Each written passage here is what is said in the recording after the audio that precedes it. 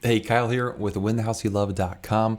Today we're talking about the age-old question, buying versus renting. I'm going to show you three important numbers here at the second half of this video, but first I want to talk about the mindset of buying versus renting. First of all, you shouldn't even be considering buying a home unless you're actually ready to buy. Now, what does it mean to be ready to buy? The first thing that I would want you to have is making sure that you don't have any high interest debt. So if you have credit card debt, you want to try to get that paid off before you purchase a home. And the reason why is because, as Dave Ramsey says, if you like Dave Ramsey, some people don't, that's okay. But if you purchase a home and you're not in a good financial position, buying a home is not going to be a blessing to you. It's going to be a curse. It's going to make existing financial problems worse when you purchase a home. So try to get rid of the discretionary debt that you have.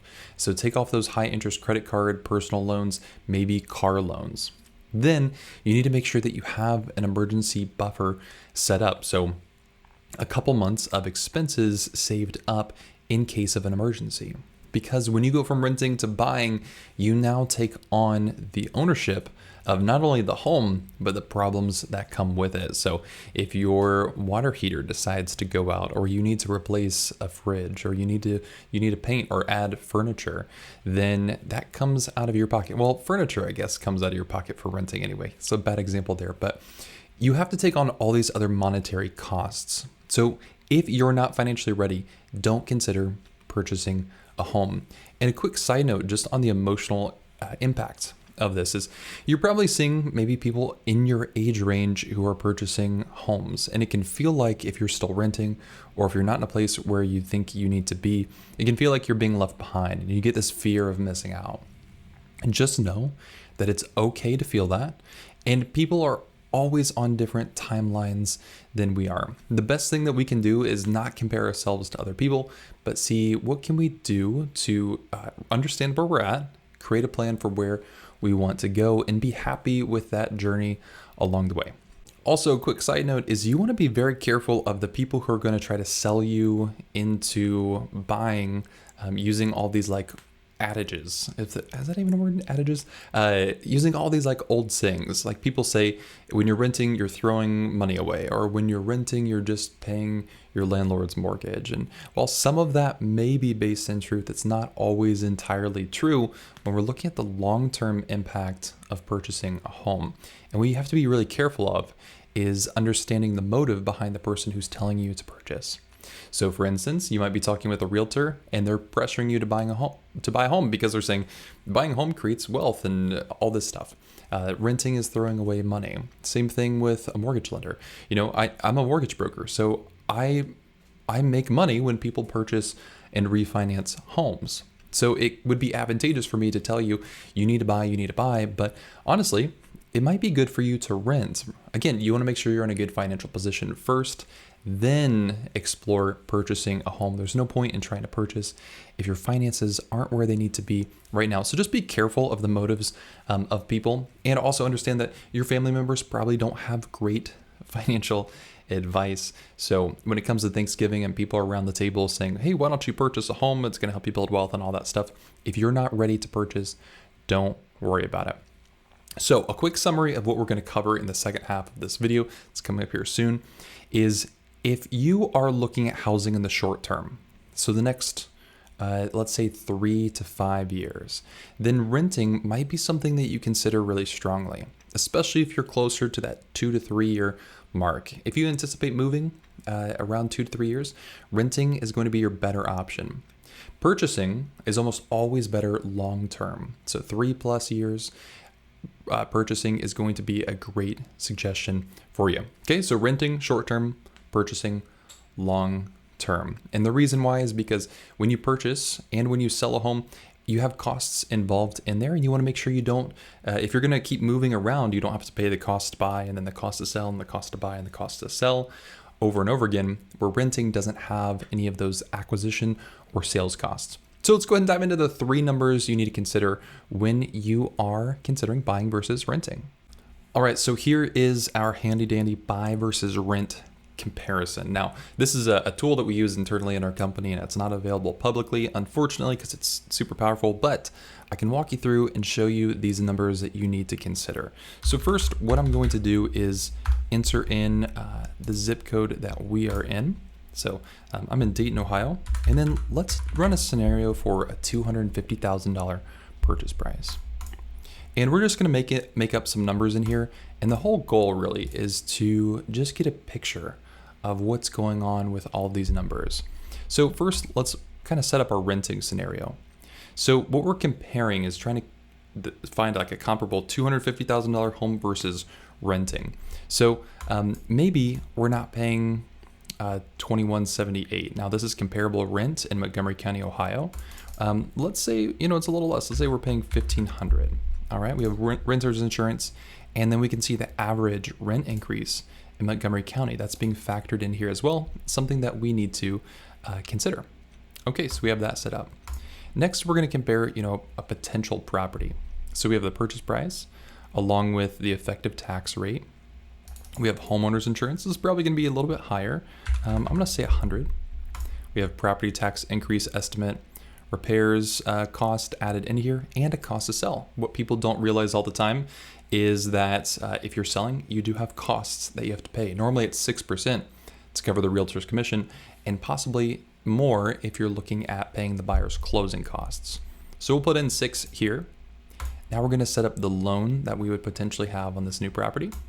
So we could say maybe we're putting 5% down on a 30-year conventional loan at 3.5%. And this all looks pretty standard.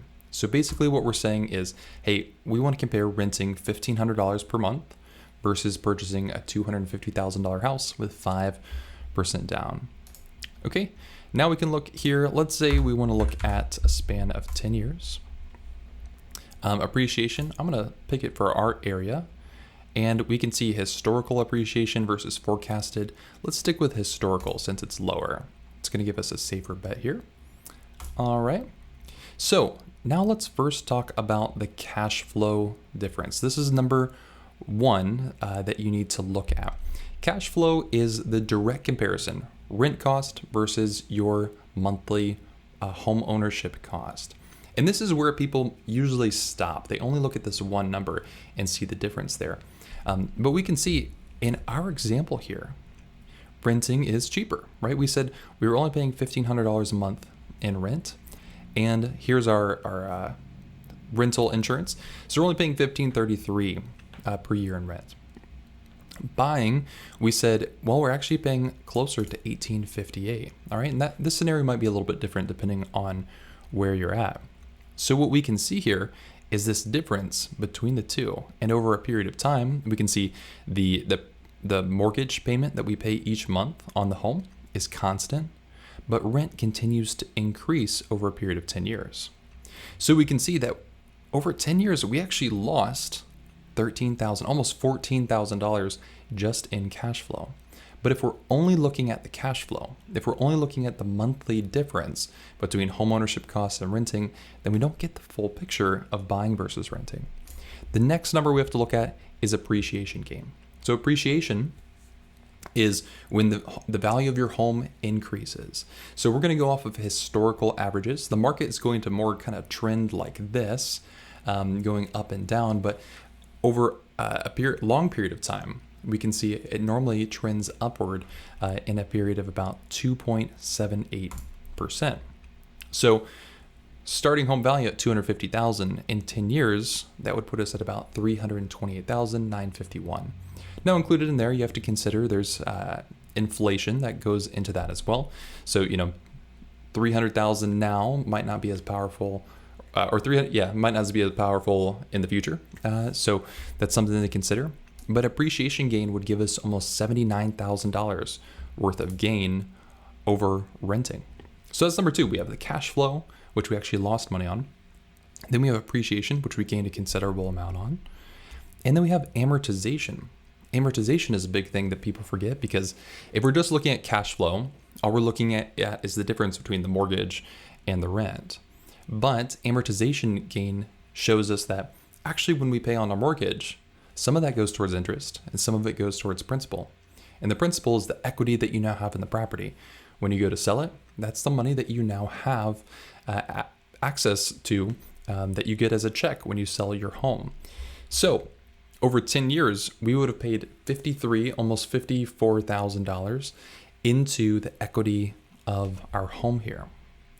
So now if we also factor in the cost to sell, real estate commission, we're going to say 6%. So that's the $19,700 on this new price up here. Okay.